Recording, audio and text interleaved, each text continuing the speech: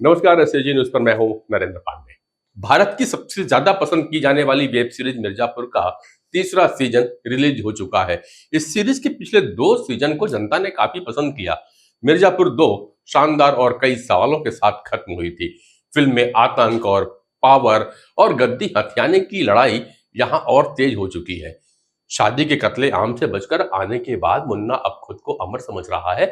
वहीं गुड्डू और गोलू बदले की आग में जल रहे हैं। अखंडानंद त्रिपाठी उर्फ कालीन भैया की नजरें अब राजनीतिक पावर तक पहुंच चुकी है और मिर्जापुर से आगे बढ़कर यह कहानी अब लखनऊ तक जा पहुंची है। लेकिन सवाल एक है, कौन बनेगा मिर्जापुर का राजा? इस बार गोलू और गुड्डू कुछ जय और वीरू बनते दिखाई पड़ रहे हैं। गब्बर की खैनी वाला तड़का भी सीरीज में आ गया है। बीना के बदन की आग अब भी भड़क रही है और इसकी आंच में वह कुछ नए पकवान भी सेकते दिखाई पड़ रही है।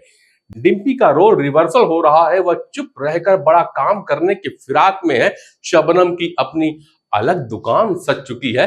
पुलिस अफसर को मारने के बाद अदालत में सरेंडर कर दिया है। पूरे 4 साल बाद मिर्जापुर का सीजन 3 5 जुलाई से अमेजन प्राइम वीडियो पर स्ट्रीम हो रहा है। इस बार भी यह सीरीज अपराध, हिंसा, खून खराबा, गाली गलौज के साथ ही सत्ता के इर्द गिर्द घूम रहा है।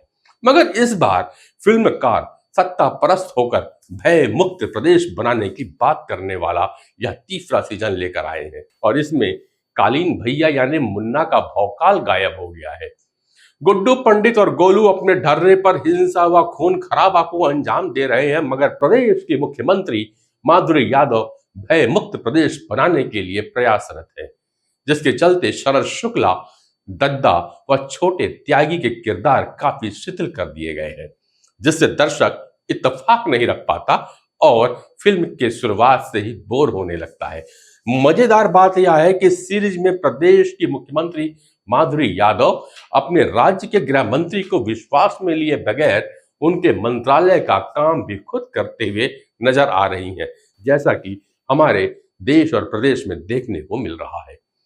तीसरे सीजन की कहानी वहीं से शुरू होती है जहां पर सीजन 2 खत्म हुआ था। सीजन 2 के अंत में हमने देखा था कि अखंडानंद त्रिपाठी उर्फ कालीन भैया और उनका बड़ा बेटा मुन्ना दोनों पर हमला होता है। मुन्ना मारा जाता है, मगर किसी ने कालीन भैया को बचा लिया था। तीसरे सीजन के पहले एपिसोड में लगभग 6 मिनट में अब तक का रिकैप ही है, जिससे पता चलता है कि कालीन भैया को बचाकर शरद शुक्ला अपने साथ ले जाता है और उसे दद्दा त्यागी के अड्डे में छिपा देता है और वहीं पे उनका इलाज शुरू होता है। फिलहाल वह कोमा में है। डॉक्टर उन्हें कोमा से बाहर लाने के लिए प्रयासरत होते हैं, पर कालीन भैया यानी कि पंकज त्रिपाठी कहाँ है, इसकी खबर किसी को नहीं लगती। माधुरी यानी कि ईशा तलवार अपने पति मुन्ना की चिता को आग देने के बाद मुख्यमंत्री के तौर पर प्रदेश को भयमुक्त बनाने और अपने पति की मौत का बदला लेने के लिए अपने राजनीतिक हथकंडे अपना रही है। उधर गुड्डू पंडित और गोलू ने खुद को गद्दी पे बिठा लिया है। बीना त्रिपाठी यानी रसिका दुग्गल और गुड्डू पंडित यानी अली फजल मान चुके हैं कि कालीन भैया की मौत हो चुकी है, पर गोलू यानी कि श्वेता त्रिपाठी अभी भी कालीन भैया की तलाश में लगी हुई है। कहानी के केंद्र में बाहुबली अपनी ताकत दिखाने की बजाय शतरंजी चाल चलने में मगन है। इस सीजन में लेखक व निर्देशक वर्तमान राज्य सरकार के मुख्यमंत्री के एजेंडे को चलाने के लिए जिस तरह से कहानी को गढ़ा है, उसने मिर्जापुर के भौकाल को ही मटिया मेट कर डाला। मिर्जापुर की गद्दी पर बैठने के बाद गुड्डू पंडित का किरदार कई दृश्यों में बचकाना सा लगता है। जब एनिमल और किल जैसी हिंसात्मक फिल्में दर्शकों के सामने हो, तो इन फिल्मों के मुकाबले मिर्जापुर सीजन 3 काफी कमजोर हो गई है।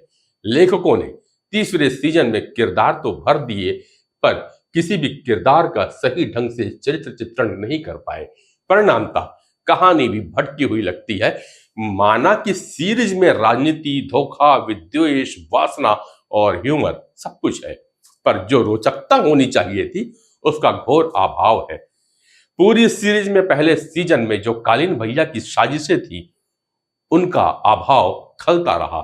निर्देशकों ने इसे अधिक यथार्थवादी बनाने के लिए लोकेशनों का चुनाव काफी अच्छा किया है।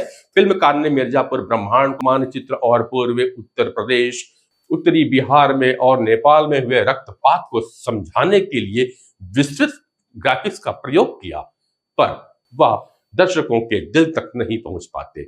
इस सीजन में पंकज त्रिपाठी के हिस्से करने को कुछ ज्यादा था नहीं।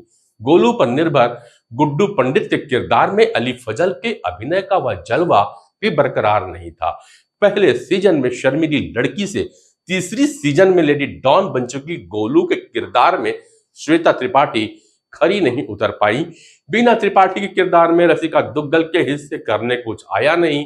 प्यार और बदले के बीच में फंसे छोटे त्यागी के किरदार में विजय वर्मा कुछ दृश्यों में प्रभावित तो कर जाते हैं, लेकिन शरद शुक्ला के किरदार में अंजुम शर्मा का अभिनय एक जैसा ही रहा।